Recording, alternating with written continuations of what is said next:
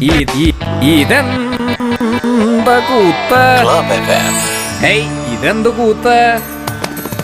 High, എന്താ ഒരു മഴ ലേ?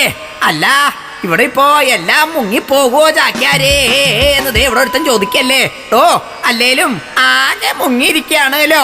ഇവിടെ മാറി മാറി ഭരിച്ച സർക്കാരുകളും ആ സർക്കാരിലും കസേരകളിലും മാറി മാറിയിരുന്ന മന്ത്രിമാരും നമ്മുടെ നേതാക്കളും കൂടി ആഞ്ഞു മുക്കിയിട്ട് മുങ്ങിപ്പോകാത്ത ഒരു നാടാണല്ലോ നമ്മുടെ നാട്.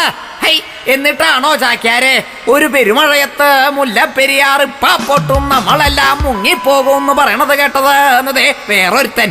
അല്ല, ഈ രാത്രി നേരത്തെ മഴ അതാണല്ലോ നമ്മുടെ രാത്രി മഴ എന്ന് പറയണത്. രാത്രി മഴ ചുമ്മാതെ കേണും ചിരിച്ചും വിതുമ്പിയും നിർത്താതെ പിറുപിറുത്തും. അല്ല, ആരാ അപ്പൊ അവിടെ ഇങ്ങനെ പിറുപിറുക്കണത്? ആറന്മുള വിമാനത്താവളം വേണ്ട വേണ്ട എന്ന സുധീര നിലപാടെടുത്ത നമ്മുടെ കവയത്രി വിഗതകുമാരി അല്ലേ അത്? പരിസ്ഥിതി സ്നേഹിയായ അമ്മയെ ചാക്യാർക്ക് പണ്ടേ വലിയ ഇഷ്ടാണ് കേട്ടോ.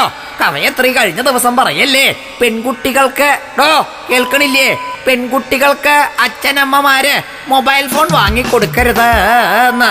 ഹൗ, എന്താ ഈ കേക്കണത്?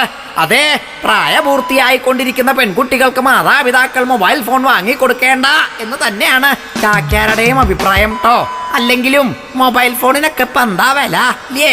അതൊക്കെ അവർക്ക് നാട്ടിലുള്ള ചെറുപ്പക്കാരായ ആൺകുട്ടികളൊക്കെ ഫ്രീ ആയിട്ട് വാങ്ങിക്കൊടുക്കില്ലേ ഇല്ലേ?